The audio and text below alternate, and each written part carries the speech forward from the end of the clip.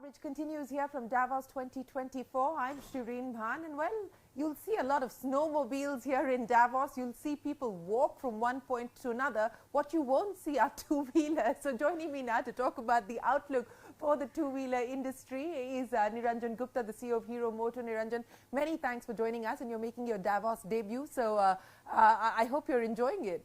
Yeah, a lot of snow, and yeah, it's my first time. I missed the last two times. And pleasure to be here. Well, let's talk about the outlook for 2024. 2023 was a year of recovery for the two-wheeler industry as well. How would you sum up the mood and the outlook on the back of the visibility that you have for the year?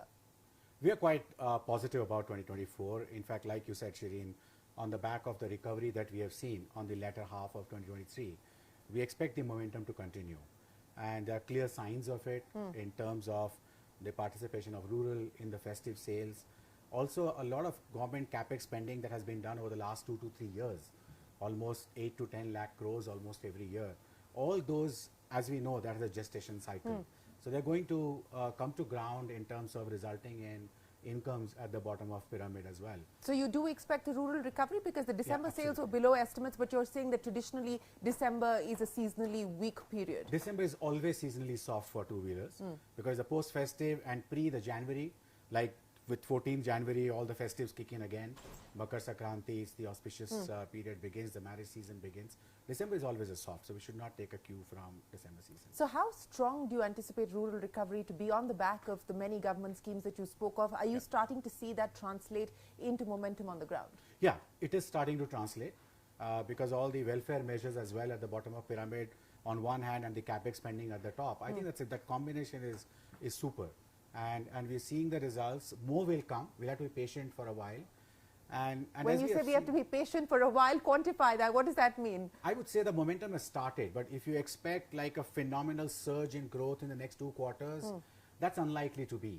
But the momentum will continue, and therefore there's no reason why a two-wheeler industry cannot expect a double-digit revenue growth in 2024. And why I'm emphasizing revenue growth is gradually you have to shift to that, because we are moving to premiumization. At Hero, yes, I talked about it earlier, through X-Tech and the variants, plus premium. India is a story of many Indias, and you see premium actually growing at around 20% per annum. Yeah.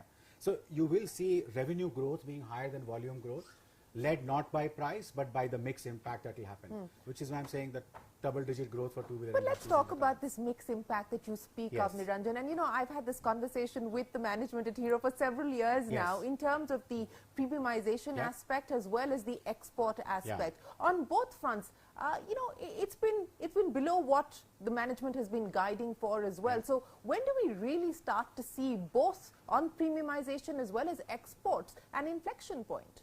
So let me talk about premium first in terms of, we are already seeing the results. So we saw, Shereen, we had talked about that we will launch a full portfolio of premium across all the CC classes right up to 440, 450 cc. Yeah. That's the guidance that we had given. Yes. You already seen 440 cc Harley Davidson X440. Yeah. We'll have another one which is 440 coming up very soon in this quarter itself. The Maverick. Which is, you will see that coming. You're not saying yes or no. You will see a 440 cc coming up in this quarter itself. And then we had Charisma, which was launched, fantastic launch. All of these have received fantastic booking numbers that also we have seen. What's the revenue contribution of the premium products? We shouldn't go by revenue contribution as of now, because we just launched the products. Yeah. But if you go by, let's say, for instance, our capacities, our capacities of these 2 or 3, just the upper premium, and I had said this before, will be around 10,000 as a volumes per month in terms of the volume numbers.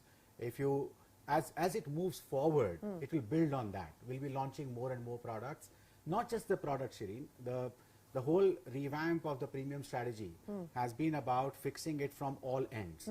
So the product portfolio is one, which we clearly see. The stores. Yeah. We, in the last 300 days, have upgraded 300 Hero stores to Hero 2.0. It's a massive upgrade where you have a dedicated premium sales executive.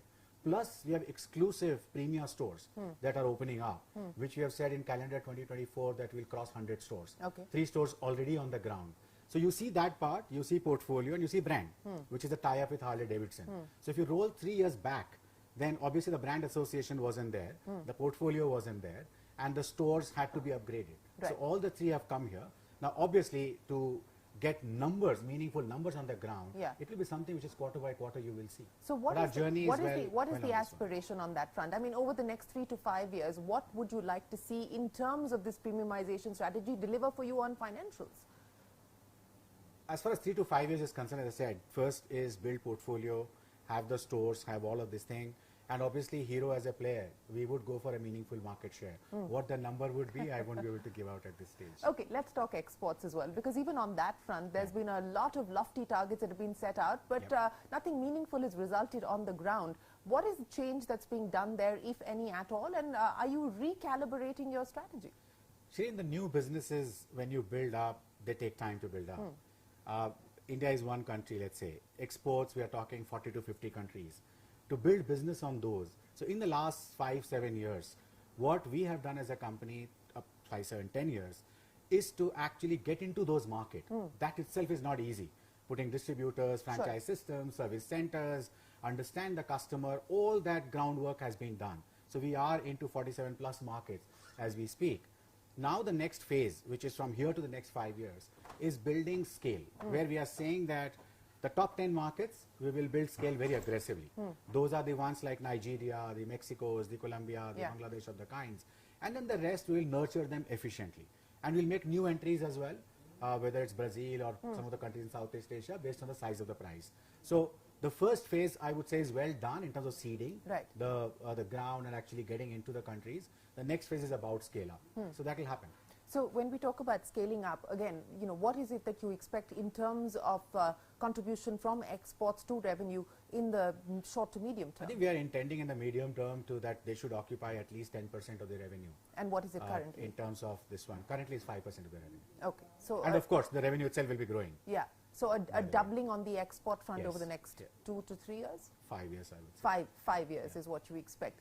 Let's talk EVs now, because you know the big play for you outside of your own portfolio is via Ather, where you have a 40% stake. Are you considering the possibility of picking it up altogether? Actually, there's no need. In fact, I would say that EV, we have got a twin strategy, which is we invested in Ather way back in 2016.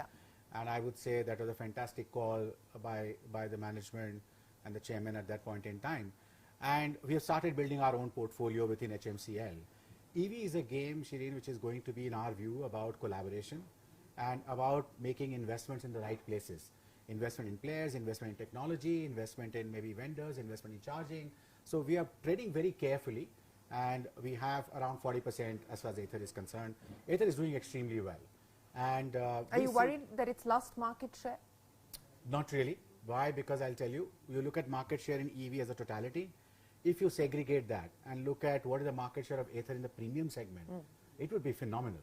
I mean, at that segment, which is 1,25,000 plus and 1,50,000 plus, it's Ather and actually no one else. So that way, it's successful in establishing a very premium brand imagery, and that's going to help as we move forward. But you know, the big boys now are up the pecking order. So you've got Ola at the top representing the startups, and then you have TVS and Bajaj also making inroads, and Ather now at number 4. Where do we see Hero? Of course, HMCL Vida has also been launched. As far as Vida is concerned, we started putting in 3 cities. We then pivoted in terms of taking the 3 to 100 cities, and actually we'll be crossing 100 cities soon. What we've also pivoted is not just Vida exclusive dealers. We are saying that we've moved to leveraging Hero dealers as well. Not all Hero dealers, but the one which are upgraded, the one that I talked about. So it helps in leveraging the synergy from the Hero system that we have. Equally ensures that the brand remains aspirational, because we're going to put in only stores which are upgraded to a certain class. So what's the volume expectation or the volume target that you have set for yourself as far as Vida is concerned? No guidance. Well, you know, what's the hope? But we are, you will see it on the ground. People are already seeing it. We've already reached to a level where we are putting capacities, and our production, I talked about in October and November, reached 1,000 per week, which is close to around 5,000 per month levels. We'll be ramping those up as well. We've been very, very, very cautious about ensuring that the brand remains aspirational while you make it accessible. So I think the whole strategy is about aspirational and accessible. And in the next 15 months, we'll also be launching a mid and affordable product to make it affordable. So actually aspirational, affordable and accessible. That's how we are actually going to drive VIDA. And also, Shereen, I mean, just to finish this conversation on EV, when we look at big players or the market shares, right now EV is just 5% of overall two-wheelers. It's like a marathon that people have to run. Now, seldom you will find a marathon winner is ahead in the first 1 kilometer of the race.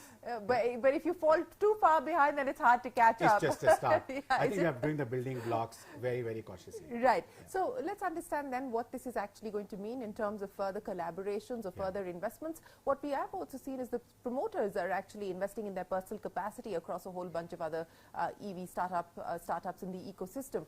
Will that continue to be the way forward, or will the company be investing as you have done in the case of Ather? Yeah, the company keeps looking at strategic options. That where we should play, where we should not, and where we should invest and where we should build. So that's the first call that the company takes, and it has to be meaningful. After that, of course, is a whole universe where anyone can invest. So it's the first port of call that the company takes. Like Zero, we have invested as Zero motorcycles, because that would help, because Zero is already there in EV motorcycles. So apart from bringing a premium performance-driven EV motorcycles, it will also help us fast track our work on the EV motorcycles. FAME, and there is a question mark on whether the government will continue as is or there will be changes. We are awaiting the budget. Perhaps we'll see clarity emerge there. What's the expectation, and if there were to be a significant recalibration on the part of the government by way of subsidies, we've already seen that impact sales, what could that mean as far as companies like yours are concerned? In our view, there are two approaches. One, from a government side.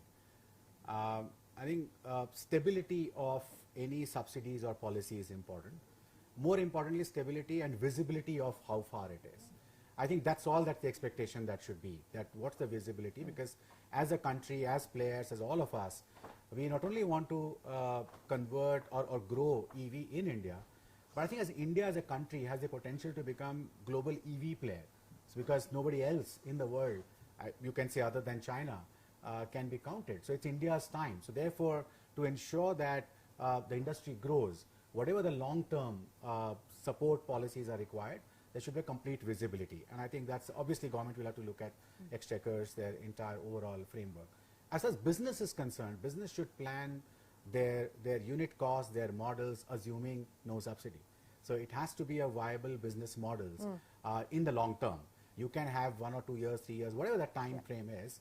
But I think the unit cost economics are important, and businesses should plan that way. You know, speaking of unit costs, you talked about how the focus is going to be on enhancing revenue, and you expect to see double-digit growth as far as revenue is concerned. But what about profitability and margin specifically, especially as you hope that whatever you're doing in terms of moving up premiumization kicks in and starts to show results? What could that typically mean as far as your margin picture is concerned? Again, I would say it's been a very well thought out approach.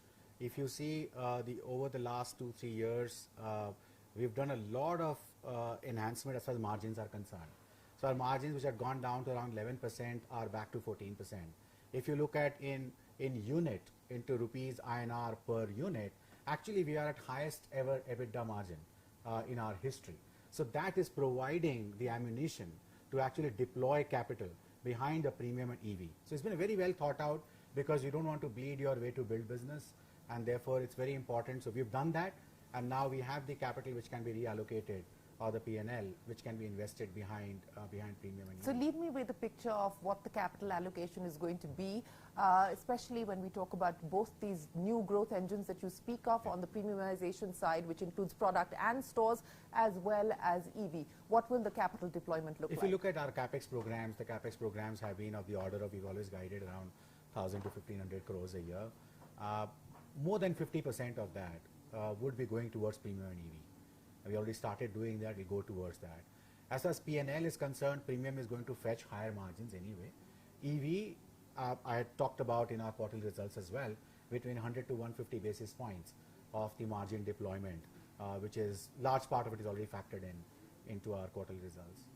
So 2024, you walk away feeling good about the year ahead? Absolutely, absolutely. Not just 2024. I think the whole decade up to 2030, we are extremely positive for the country story as well as two-wheeler story. And in general, global also should recover. Well, that is the hope, certainly. Well, Niranjan, we wish you the very best of luck, and thank you so much for joining us here on CNBC-TV18 from Davos. Appreciate your time, and we wish you the very best of luck. Thanks, Shereen. It was a pleasure. My pleasure. Well, that is the CEO of Hero Moto joining us here in Davos on a very cold morning, but we are going to take a break. The conversations will continue. Stay with us. We're back.